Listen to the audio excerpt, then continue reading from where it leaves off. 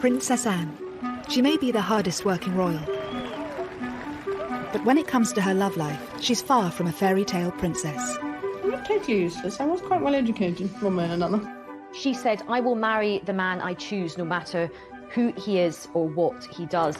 From intense press speculation, there was an awful lot of interest in who she was seeing and what this might mean for the monarchy, to a love triangle with the future queen. She doesn't seem concerned about etiquette from the palace's point of view. And public scandal for a very private princess. Divorce? Very much. Never been mentioned. Mark was having an affair of his own. He fathered an illegitimate child. Tonight, royal experts and insiders reveal how Anne's 7 love affairs show us what she's really like. In many ways, Anne was a trailblazer. Why did she choose these men? By his account, she was lonely, and he provided that companionship. And despite lies, affairs and divorce, I have no comment to make on the news at all. how has Anne managed to keep her royal reputation intact? She is very shrewd. She knows how to keep information away from the press. Scandal, controversy, and romance. These are the loves of Anne's life.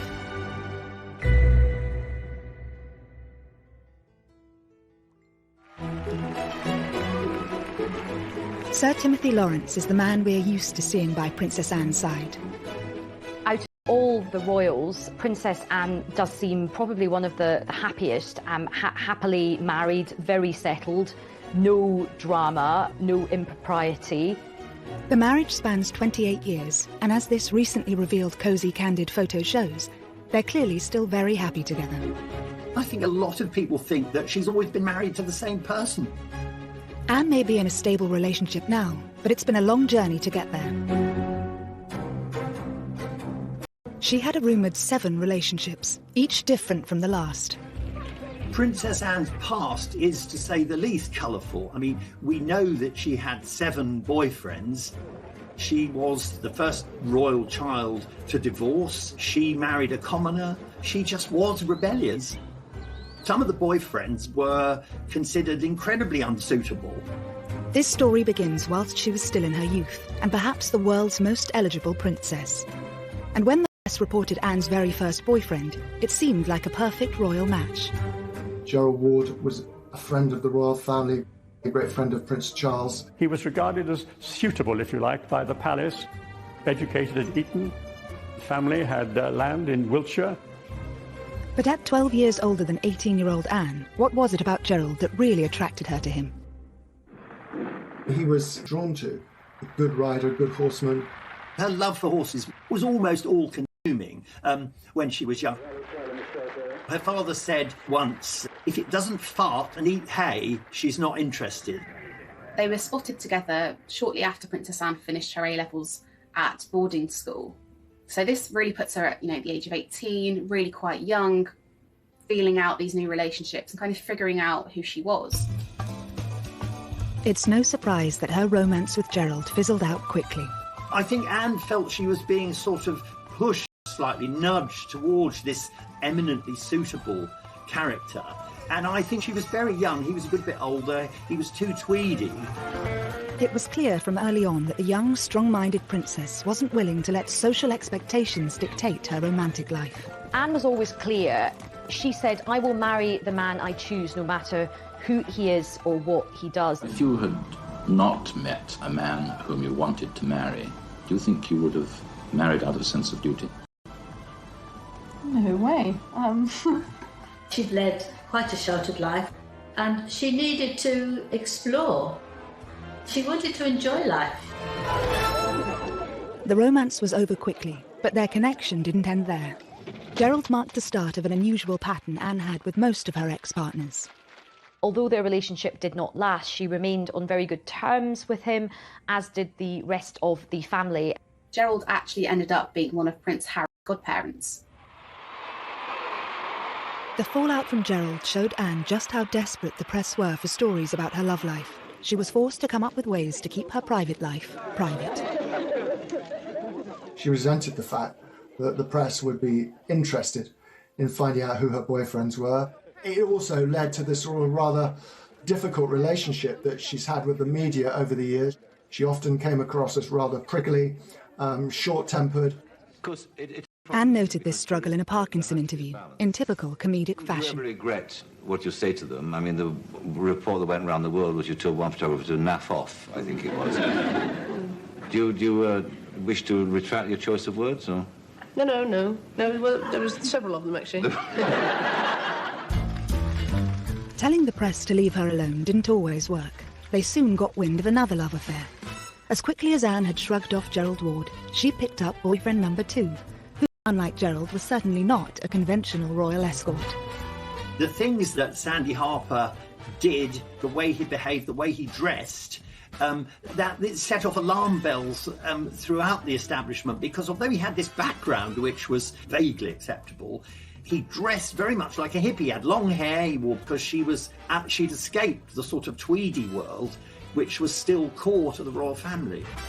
After the eminently suitable Gerald Ward, Sandy was a breath of fresh air for the rebellious princess. Not a military man or an aristocrat, but a professional polo player whom she met through her love of horses. They were seen out at the discotheques that were springing up all over London in the late 60s and early 70s. I think one of the most striking things about it is that after an evening out, it was often Princess Anne who drove them home afterwards. She liked men who were fun, and she liked to be amused and entertained, people who were prepared to take a bit of a risk in their private life. The relationship told the world that Anne wasn't prepared to play by the royal rules. She was not a conventional princess, which she wryly admitted herself in the famous Parkinson interview. I didn't really fit somehow the image that the media thought I ought to have. I think, princesses, as you come in sort of fairy story, That's what they are, and somehow I didn't fit. Luckily for the stuffier types at the palace, neither Sandy nor Anne saw a future in their wild romance. He was a bit of a self-confessed ladies' man. He did do an interview where he said, I take a lot of girls out and the relationships don't work out. I think probably that was the most exciting time of her life, in a way, but she knew it couldn't last. So she knew it was almost like she was being allowed to play for a while before the serious business of being a grown-up royal had to begin. By age 20, speculation about Anne's love life was rife, and when rumoured boyfriend number 3 hit the headlines, it seemed Anne was open to becoming a grown-up royal. Richard Meade was another extremely accomplished horseman, and in fact one of our most decorated Olympians. His love of horses, that rivalled even hers, seems to have been a huge attraction for Anne. But unlike Sandy before him, Richard also had an understanding of her royal life. Meade was definitely part of that approved social set that it was okay for the royals to mix with, because, they knew his background, they knew his family. He was also quite discreet, which is obviously something that the royals really take quite seriously. And she really wouldn't have been interested in someone that fawned over her and her royal status. But I think for her, the main thing would have been someone that could deal with her no-nonsense attitude. Richard seemed to be the favourite for the princess's hand. I think there was a lot more talk about Richard Meade as a potential husband for Anne than there had been hitherto about anyone else. But Anne's own father had his doubts. Richard Meade, who indeed was a friend of mine, he was unfortunately 12 years older than the princess, age gap between the two, so he was discouraged. Anne was just 20, and Richard may have been just too grown up for the young princess. She seems to have listened to her father, and after less than 2 years, the pair parted ways. She was in no great hurry. Times had changed. She was not under pressure to marry. She didn't have to produce an heir to the throne. It gave her a degree of freedom that her brother never really had to enjoy. And she was determined to enjoy it. And if that meant dating 1, 2, 3, 4, 5 men before she married, then so be it.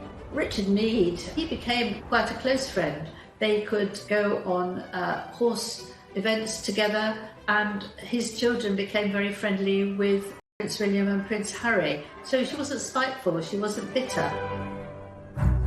Next, Anne's most risky romance has been under wraps for years, involving a complicated love quadrangle.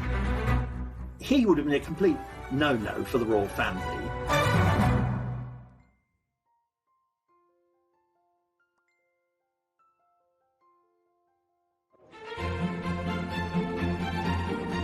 The story of Anne's most controversial relationship that sent shockwaves through the royal circle remains largely untold. By age 20, Anne had met rumoured boyfriend number 4.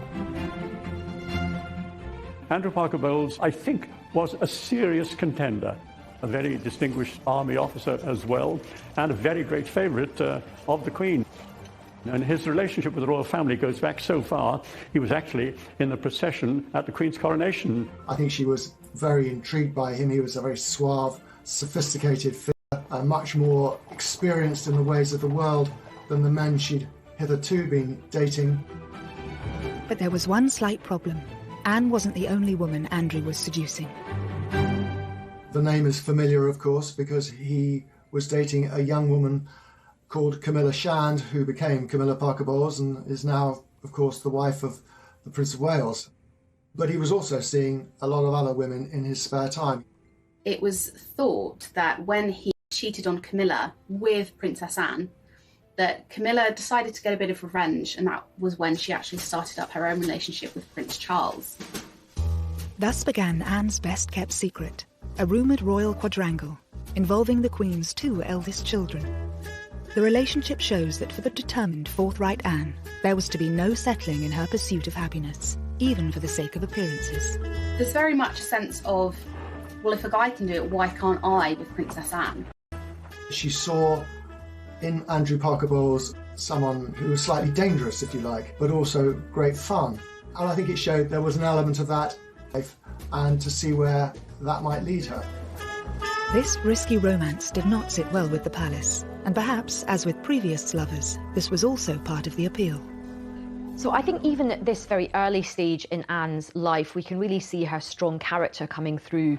She doesn't seem concerned about etiquette from the palace's point of view. She's quite interested in men who are a bit different, who have got a little bit of a reputation. He would have been a complete no-no for the royal family. Apart from the promiscuity, the big issue with Andrew Parker Bowles was that he was a Catholic. This is one detail that Anne would have to consider. For the pair to marry, Anne would likely have to withdraw from the line of succession. Princess Anne was never going to try and break that particular rule, but that worked in her favour in a sense, because she wanted to have fun without the pressure to turn that fun into a sort of formal relationship or even marriage.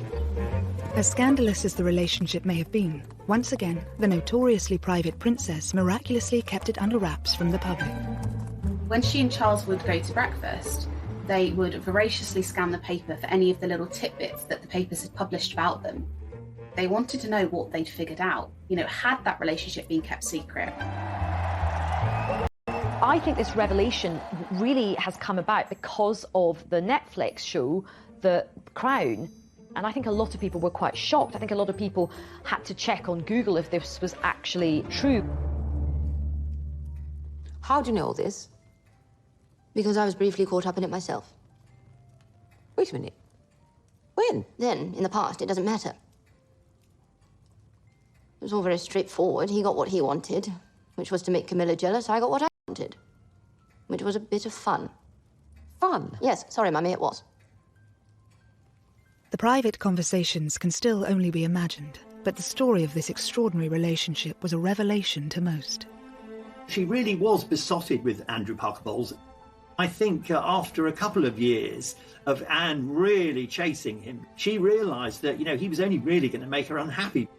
The press were getting more interested, and of course the long shadow cast by his Catholicism and his promiscuity. It's understood when Andrew was posted to Germany, it firmly put an end to things. But despite their complicated past, Anne has kept this ex especially close. Andrew is a godfather to Zara. He's remained a firm friend of Princess Anne's for the best part of 50 years. So, no, I don't think there was any ill will on Anne's part towards his marriage for Camilla. After the dangerous liaison with Andrew, Anne once again sought out a quieter, less colourful partner, and again she chose one. He was a member of the Queen's Dragoons. Of course, you know, another dashing cavalryman. It's easy to see what Anne saw in him. Another gold medal winning equestrian, a military man whose father worked for the royals, and no controversial reputation. Maybe she was looking for somebody who just made her feel safe and secure, reassured, a calm relationship where she knew that the gentleman was really interested. her, because actually Andrew, having been quite the ladies' man, maybe didn't give her that stability. After the other difficult relationship she'd had, he must have seemed a godsend. They quickly hit it off, and then they were both at the 1972 Olympics. That's where the relationship really blossomed. Mark was different to Anne's previous boyfriends. He was a quiet character.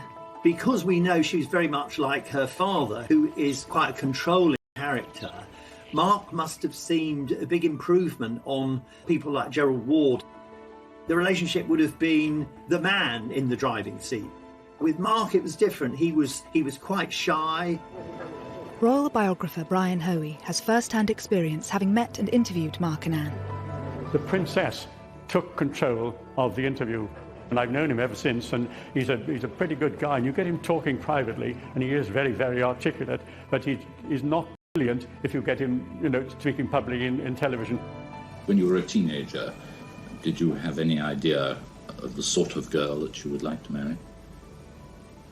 No, no, I didn't. I wasn't very clever with girls, I don't think, when I was a teenager. I definitely was a bit not very good. Not very successful, should we say. After the princess's previous boyfriends, who enjoyed the limelight and matched her strength, Mark seemed happy for Anne to take the lead. His background was very different to her. He was a commoner, he was the son of a sausage maker. He didn't really have the airs and graces of somebody who had grown up around royal circles, that confidence. Anne appeared to welcome this break from her usual aristocratic type. The new romance was quickly blossoming and, of course, instantly captured the attention of the world's media. Princess Anne was terrified. I don't think that's putting it too strongly, that her relationship with Mark Phillips would be discovered, would be exposed, would be written about in detail. And I think the reason for that was that she knew that he was the one. To avoid being discovered, she even admitted to hiding in Mark's horse box with her typically dry humour. It was an enjoyable experience being in a horse box, no?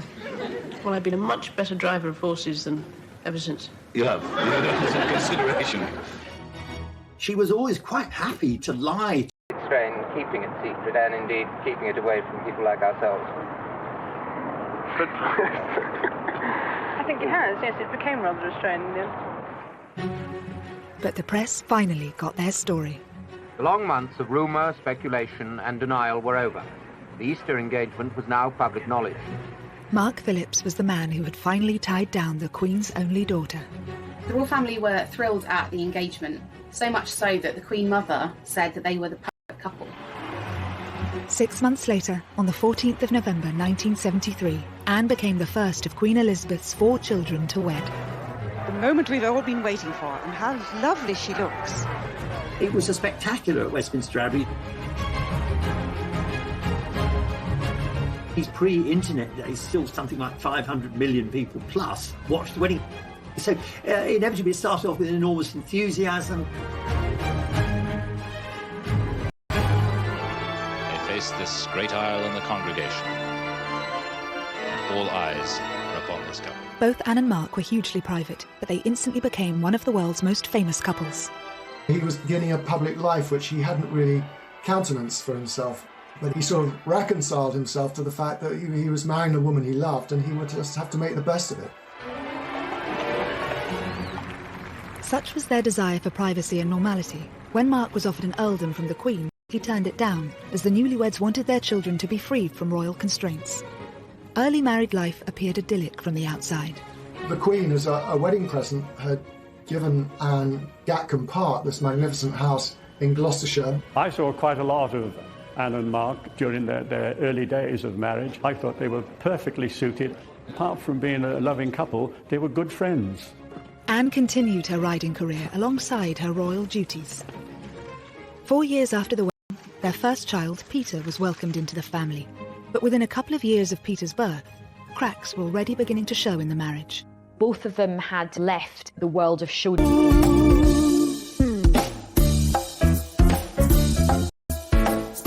And competing, and he was becoming a farmer and she wanted to devote herself to royal duties. I think they were very much in love, but he was in love with Anne, who was a horsewoman who shared his passion for riding. I don't really think he gave much thought to the other side of Princess Anne, someone who had a full public life as a royal princess, and where that meant he was going to fit in.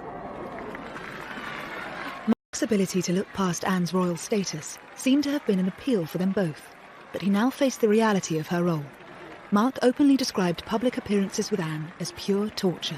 He quickly absented himself from that. He didn't really want to become Anne's +1 on all her trips. It wasn't long before the clearly uneasy balance of power seemed to have caused a divide in the relationship. Perhaps when they got together they were a better match, and as time went on and Anne grew in confidence and involved, perhaps she just outgrew him.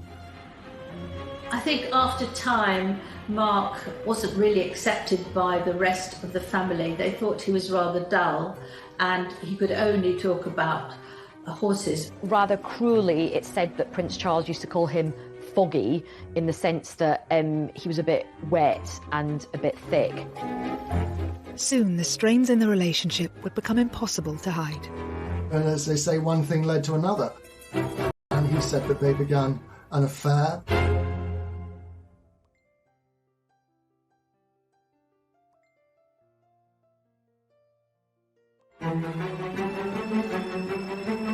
If the first few years of Princess Anne and Mark Philip's marriage had shown cracks, 6 years in, a chasm was appearing. As Mark diverged from his main equestrian career into creating his own business, making horses and jumps, and Anne, of course, was committed to her royal schedule and diary, it seemed very much that they spent a lot of time apart. It was also beginning to be noted that Anne seemed to have grown very close to one of her bodyguards. 32-year-old Royal Protection Officer Peter Cross was a married father of 2 from Sheffield. His background, plain, northern, brought up in South Yorkshire, completely different from that of the princess, but I don't think that mattered that much. A strong action man, Cross was very unlike Mark Phillips, with whom Anne appeared to be growing tired. He was amenable, he wasn't a dominating kind of character. And what she was really looking for, she found in Peter Cross, who would have seemed exotic to her with his background. By his account, she was lonely. Phillips was, they say, one thing led to another. And he said that they began an affair. They would chat a lot on the back stairs of Gatcombe House. And Mr. Cross explains it, that they were sitting there one day chatting, and he looked into her eyes and she looked into his eyes, and they clasped hands and they kissed. Photographs of Peter Cross and Anne from his time as her protection officer hint at their close relationship.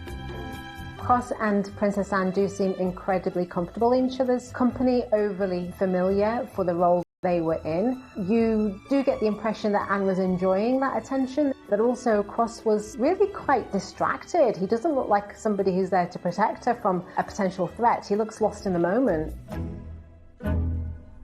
He began to dress rather like the sort of tweedy, horsey people that Anne surrounded herself with. He wore tweed caps, moleskin trousers. He began to look the part, and so the rumour mill began to work. When it was suspected that they were having an affair, Peter Cross got removed from his position and sent away. And there's an interesting scene in The Crown where Anne and her mother have a conversation about it. You can't. Here's the one thing that makes me happy. You have so much to make you happy. Then how come none of it does? Of course, this drama surrounding the romance is imagined, but experts think it still had a big effect on Anne. He was obviously quite important to her at a time when her emotions were quite high. But allegedly, Anne wasn't about to give up on Cross that easily. Summoning him to Gatcombe Park after his dismissal, a day in the country became code for them meeting up. It is said that they still met from time to time, and that Anne had a code word so that people wouldn't know it was her when she was telephoning, and if she would say it was Mrs. Wallace. Was this, we all wondered, a reference to Wallace Simpson, another rather notorious figure linked to past royal misbehaviour? What's quite interesting is that she's quite defiant about this relationship as well. She is a rebel, she isn't going to play by the rules, and even though he's been sent away, she still wants to see him, and she does. Peter Cross maintains he stayed in touch with Anne for several years, and whilst Anne chose not to comment on these allegations publicly, she and Mark were forced to address questions about the state of their marriage during that revealing interview with Michael Parkinson for Network 10 in 1983. When Parkinson asks about the rumours, you see Princess Anne flinch ever so slightly. That suggests that she was afraid of what's coming. She also instantly averts her gaze, looks downwards, and you do see her eyes in this moment. There have been rumours recently about divorce and happiness. Are they true or untrue? Ill-informed gossip has been going on for years.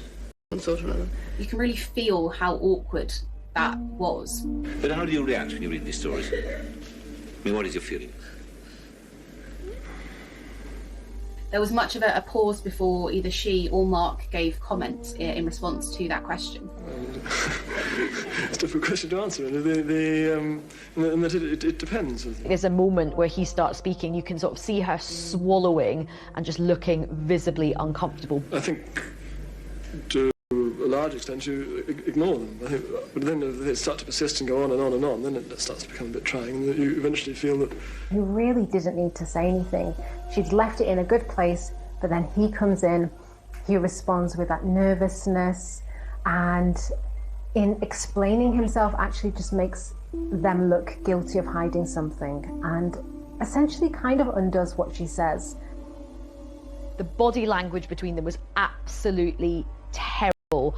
They did not look like they even liked each other, let alone happily married together. After keeping quiet about the alleged affair at the time, in 1985, Peter Cross sold his story to the News of the World. He blurted out all the details of their intimacy and their closeness, and the fact that she had taken a real shine to him. I interviewed Mark Phillips, and this was shortly after the scandal. He said, "Policeman, don't talk to me about bloody policemen." She didn't like the idea that this relationship between his wife and a lowly policeman had been splashed all over the newspapers. Anne would have been mortified to have heard these stories shared about herself, whether they were true or not. You know, we only have Peter Cross's word for all of this. Anne has never uttered a scintilla of comment about it or not. Anne's ability to remain tight-lipped about her private life may be one of the reasons why she escaped this scandal pretty much unscathed. I think Anne didn't get a huge negative response from the public was because she didn't say anything. She didn't confirm it. She didn't deny it. She just got on with her daily life. She just didn't feel the need to actually address it because it was her private life that the public were not entitled to know about. I think the public's view was that this is just scandalous muckraking, and they were prepared to give the benefit of the doubt. Another reason Anne's reputation remained largely intact following these revelations did with Lady Diana. Once Diana arrived, Princess Anne was out of the picture. Here is this young, glamorous, shy, extraordinary young woman who we imagine was going to marry the heir to the throne after a very long time. It probably quite suited Anne in many ways that there was somebody to sort of deflect attention away from her.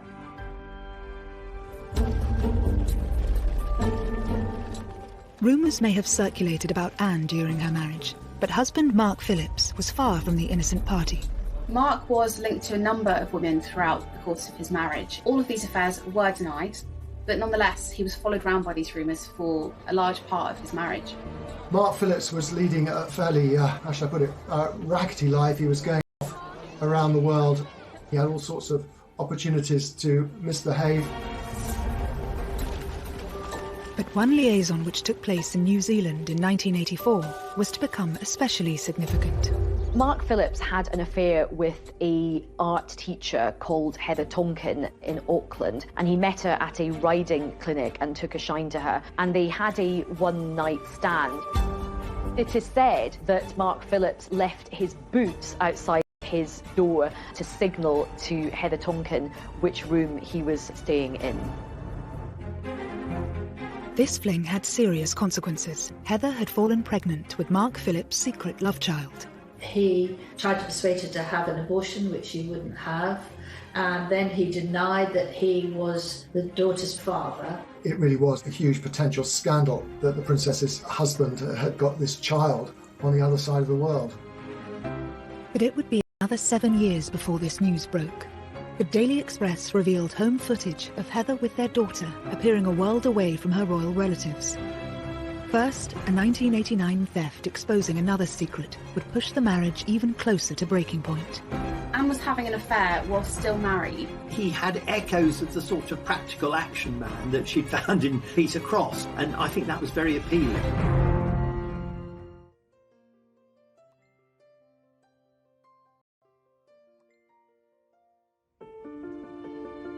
By 1989, Princess Anne's 16-year marriage to Captain Mark Phillips had been dogged by rumours of numerous infidelities on both sides, and the couple were now rarely seen in public together. Although still married, they were leading completely separate lives by then. Now a theft at Windsor Castle was about to spell the end of the marriage once and for all. But it would also allow Anne to finally settle with a man who'd make her truly happy. In 1989, a set of letters were actually handed to the Sun newspaper. Actually, wouldn't publish their contents. Instead, they passed the letters on to Scotland Yard, and an investigation was launched to figure out exactly how these letters had been taken. The Sun might not have published the letters, but they still got their story. Although the Sun newspaper hadn't published the content of the letters, it was known that they were affectionate. They used terms like darling, so it would have set tongues wagging that there was potentially something going on. With the rumour mill swirling, in a surprise move a week later, it was the palace who named the author of these letters. This is the man now known to have written the stolen letters to the Princess Royal, Commander Timothy Lawrence, equerry to the Queen. They issued a statement, but they denied that there was any inappropriate relationship.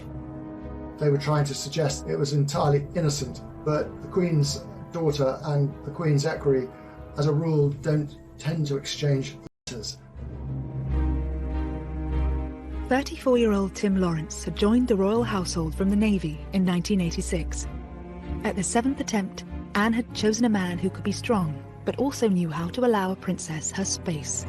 His job as equerry was to accompany the Queen on her official engagements, and on unofficial engagements to sort of make himself useful in the background. I mean, one of his great skills apparently is mixing a very good martini.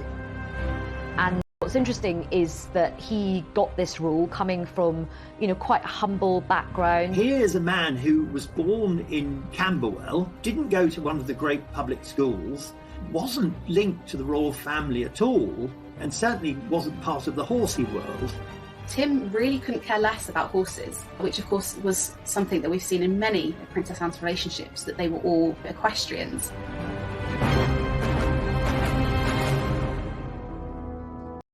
During his time as equerry, Bachelor Tim had become a great favourite of the Queen and Prince Philip. And obviously, though no one knew it, the Princess Royal herself. But why had Anne fallen for a royal attendant 5 years her junior? Equerries are chosen as much for their charm and their ability to get on with the royals as they are for any other military disciplines they might have. So in many ways, it kind of came as no surprise that Anne should be attracted to a man like Tim Lawrence. He had echoes of the sort of practical action man that she'd found in Peter Cross, and I think that was very appealing. Whilst the palace tried to insist Anne and Tim were nothing more than friends, when news of the letters broke, Tim Lawrence's neighbours gave a different story. They could see her come and they could see her go, but they never told the press about it. They just accepted it. And when the press discovered and rushed down there to talk to it, it's been going on for a long time. She's here nearly every weekend. Anne was having an affair whilst not willing to let life pass her by without the support of a loving partner or the joy that comes with having a relationship. She doesn't let societal norms or even royal protocol hold her back. And she's quite modern from that point of view. She's quite sort of forward. The couple's secret was out, and while the Queen apparently gave Tim her full support, Philip was rumoured to be less than happy about his employee's betrayal. And he wasn't the only one. Anne was still married to Captain Mark Phillips. Not one to miss a story, reporters dashed up to Mark and asked him about these letters and what he thought. He found it very embarrassing for him and possibly even humiliating because he wasn't aware of what was going on. While the letter thief was never caught, this revelation sealed the fate of Anne and Mark's marriage, and just months later, in August 1989, they separated. But once again, Anne's reputation emerged intact. It was by then no secret that her marriage to Mark Phillips was not happy, that they were largely staying together for the sake of Peter and Zara. And so I think the public kind of saw this when all these details came out and thought, you know what? We can't blame her for wanting to have a bit of happiness. Tim Lawrence wasn't married to someone else. He didn't have a past. He was such a solid character that it didn't have all the elements of scandal that the papers need. And so I think Anne got away with it.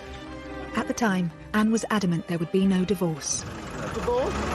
Very much. Never been mentioned by anybody.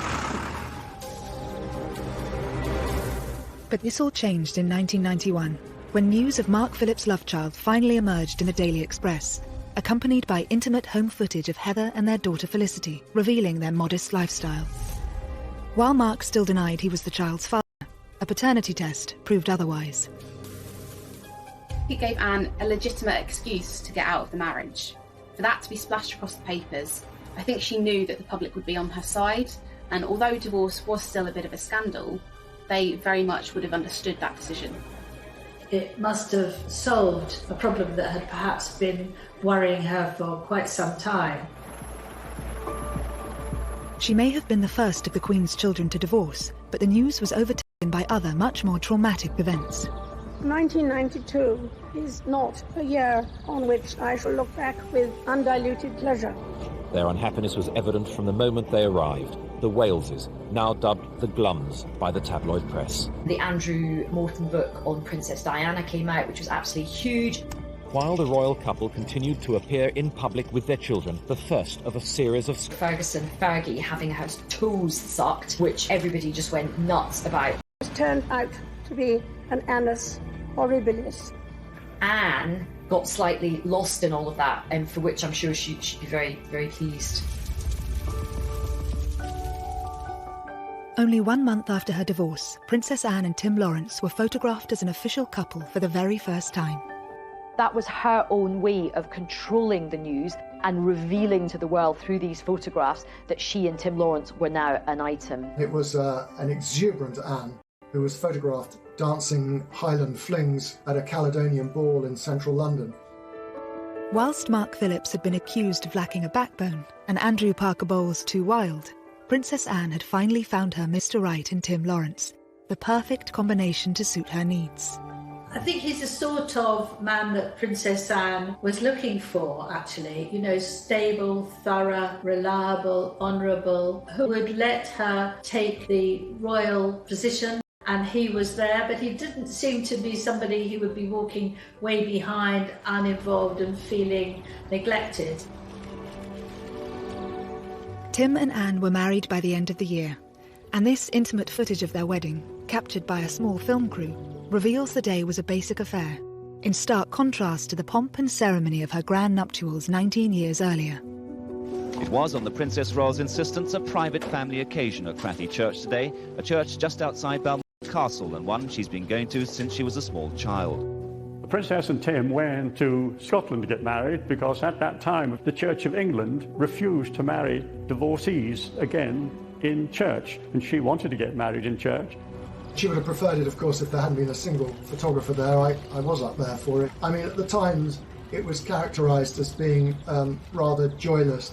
I think that was largely because of the time of year, the weather, and the number of guests, in contrast to her grand wedding at Westminster Abbey all those years earlier. But I think that's very unfair. It was the wedding that the two of them wanted. I do think Princess Anne has found her true love. She looked genuinely happy. Some people said they hadn't seen her look as happy for years and years. At 28 years and counting, Anne now has the second longest running marriage in the royal family. Although her love life has courted controversy at times, she can also boast an unblemished public image. Anne has been shaped by each and every one of her 7 relationships, all of them influencing the Princess Royal we know today. I think they show us, in a sense, Anne's journey from this innocent, willful, slightly rebellious girl to the very solid, dutiful woman we have now. Because they were, in a sense, mistakes from which she learned. She's come to quite a strong conclusion about what works for her. She did seek out the sort of love that she wanted, despite many of the constraints that were on her from a young age. I think she's a bit of a beacon for modernity and modern marriages and modern relationships today.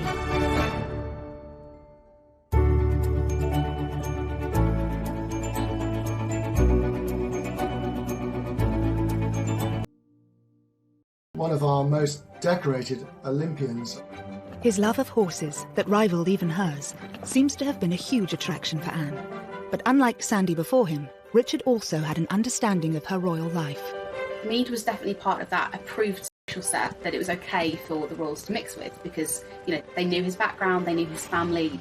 He was also quite discreet, which is obviously something that the royals really take quite seriously. And she really wouldn't have been interested in someone that fawned over her and her royal status. But I think for her, the main thing would have been someone that could deal with her no-nonsense attitude. Richard seemed to be the favourite for the princess's hand. I think there was a lot more talk about Richard Mead as a potential husband for Anne than there had been hitherto about anyone else. But Anne's own father had his doubts. Richard Mead, who indeed was a friend of mine, he was